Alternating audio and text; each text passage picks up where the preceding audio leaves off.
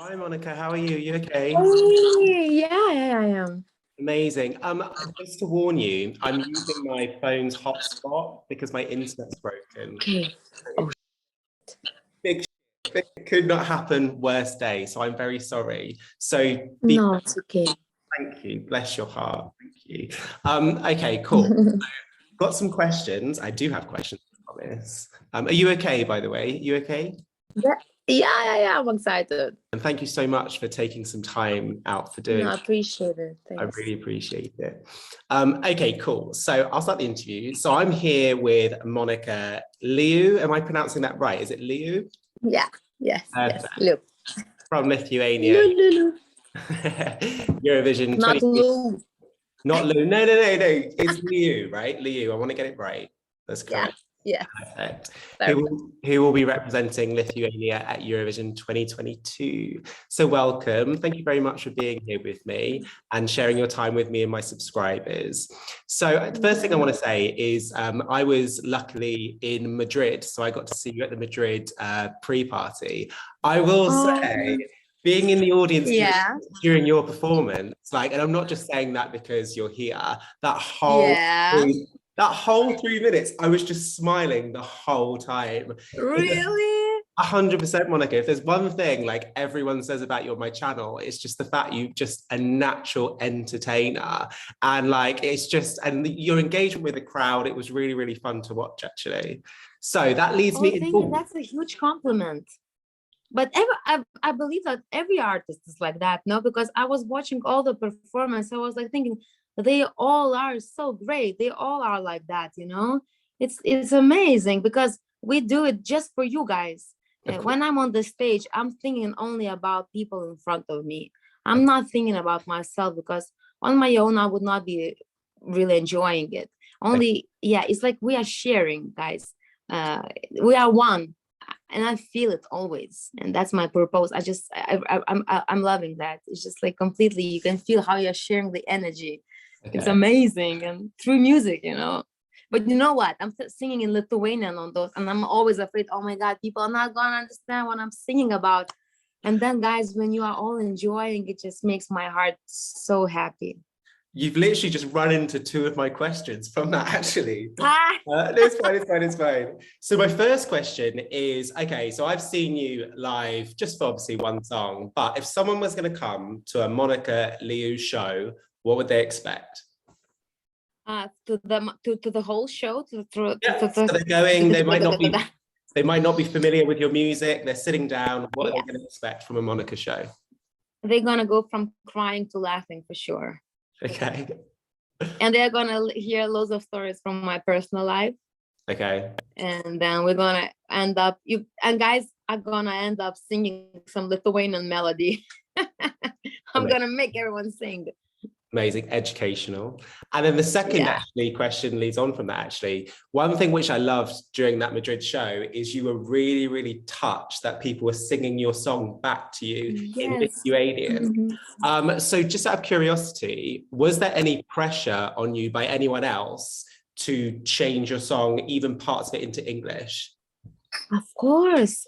Lithuanians wanted me to do that. We are a very small country, you know. People still think when I'm traveling around, they think that we speak Russian in Lithuania, which is not true at all.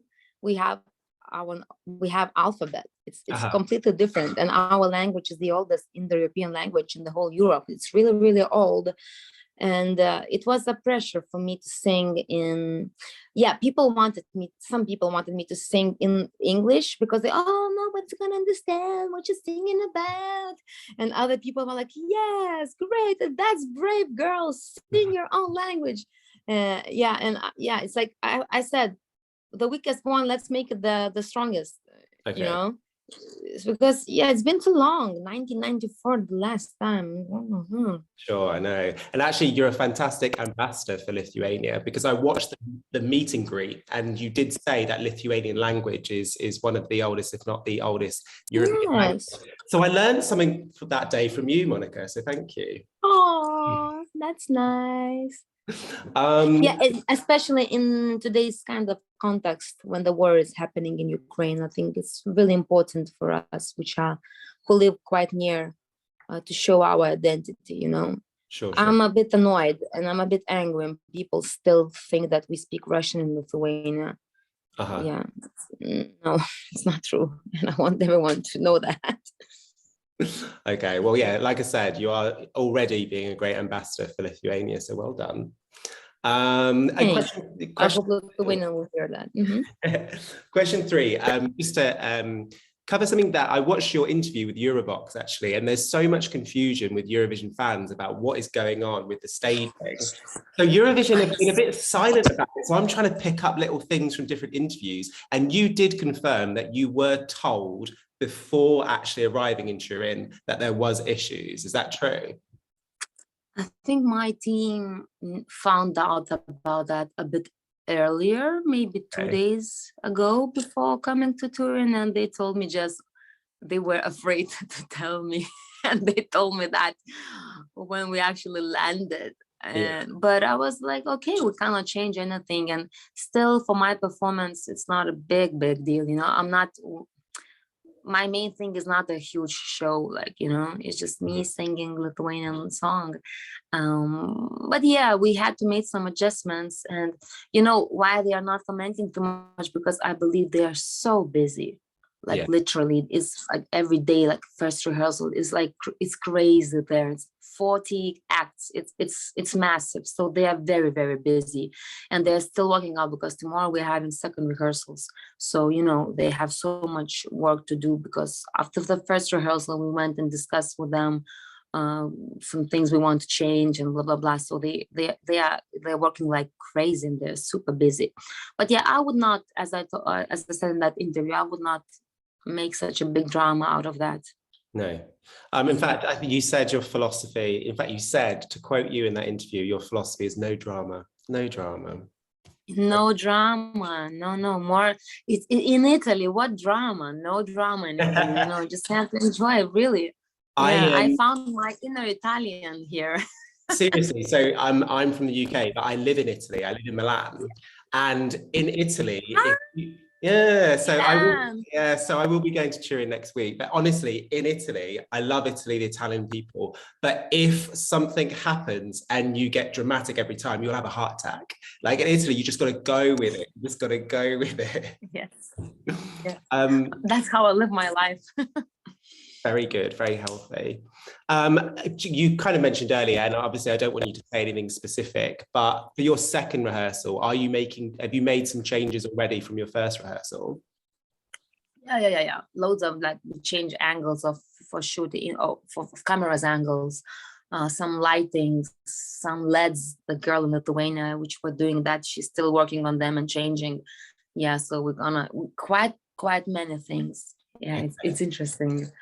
I know, like, as Eurovision fans, because obviously we get the TikTok videos, and your TikTok video, bless you, it's so small. It's only like less than 30 seconds. So other than your beautiful dress, which we saw, and the staging, I mean, your performance looks very similar to the Lithuanian national final. Like, everyone's looking forward to your second rehearsal so we can see what your performance is going to be like. Because I think, you know, guys, no one is allowed to actually film the stage. So that's why you can't see the full rehearsals, because we cannot still do that. It's forbidden to show the staging in while being me on the stage performing. It's kind of the same, but it's a bit different. But that's what we want to show, because we did some work on the ground, on the ground LEDs, and I want people to see that. Now we couldn't see it because of the shooting angles. So I hope it's gonna change for tomorrow, and it's gonna be different. Yeah. But the stage is so huge. Oh my God. I entered the stage. I was standing. I was like, I don't even know where to look at. Where are the cameras? I was confused. I was lost. I forgot everything. I was like, oh my God, this is massive. You do say in that TikTok video, you do say that big stage, you are so small and so tiny. Yes, because, you know, I am on my own. I talked with Cornelia about that from Sweden. Like, we are on ourselves on the stage. Is a bit different than being with dancers or with more company. You're sharing just by yourself, and you cannot imagine. We have breaks from first to second take and second to third take, and you don't know what's happening. You're just waiting for 10 minutes, and such an inner dialogue starts with yourself. Oh my God. Monika, breathe, stop it. My mind starts go crazy. But it's interesting. It's so interesting. Bless you. It feels like a dream, yeah. So Monika, I'm just going to ask you some quick questions so my subscribers can get to know you. But you've been very good with your interviews. You've been very giving. So we already feel like we know you quite well. So first question, the greatest risk you've ever taken. Now I've translated risk. Is it rizika? Rizika in Lithuanian? Risk? Rizika, yeah. Rizika. Greatest I would risk. say enter, first of all, maybe moving to live to America, but second thing, it started actually to start seriously dating 10 years younger boyfriend. You keep talking about your boyfriend. I didn't want to ask about your boyfriend because it's personal, but you're obviously. He asked me to talk about him. Oh, really? Okay. Do you want to say anything about him? No. Other than he's 10 years younger. Too much already. Yes. Okay. He's cool. Okay, I'm sure it's not a race. That was my biggest risk in my life I took. Okay. Second question. If you could sit next to a famous celebrity in a restaurant, who would you sit next to? Ronella. Ronella, the good answer. Ronella from Albania. I love Ronella. Okay. Yeah. Good answer. Have you actually managed to... Oh yeah, Ronella. Have you managed to speak to her recently? Because obviously on social media, there's a lot. Just in the distance, we were like, "Oh, baby, good luck, la la la." Just by the distance, because all of us were so busy. Yeah, after the rehearsals, yeah, just like, "Mwah, mwah, mwah." Good answer. Question 3. You describe your particularly Sentimentai as spooky disco, right? Yeah. What would you be if you had to wear one Halloween costume every day for 1 year? Oh my God. You know, once I dressed up for Halloween as a kebab, as a wrap, as a like pita hummus wrapped in the folium. It was so hot. Kim Kardashian. And why? I love her. Okay. Because she dresses beautiful always. Yeah. She does dress beautiful. 2 more questions. Penultimate question. If you got to choose a song that would play every time you entered a room, what song would you pick? It would be Dancing Queen by ABBA. La, la, la, la, la, la, la, la. I love that song. That's an amazing choice. Well done. Well done. Yeah. It does fit you well. It fits you well. And final question, bless you, because you've got to go. Your favorite Eurovision song of all time, Monika, is? Fly on the wings of love. Fly, baby, fly. Reaching the sky above. And the Olsen Brothers. I love that song. I remember when I was a kid, I heard it. I was like, oh yes, my heart is fulfilled with love now after I listened to this. I was not flying on the wings of love. I was not expecting you to say that. A lot of artists say Loreen, something current. So I'm quite impressed. I know, yeah. You've dragged one back through the years. That's a good one. Yeah. That's a good one, Monika. Yeah, I love that song.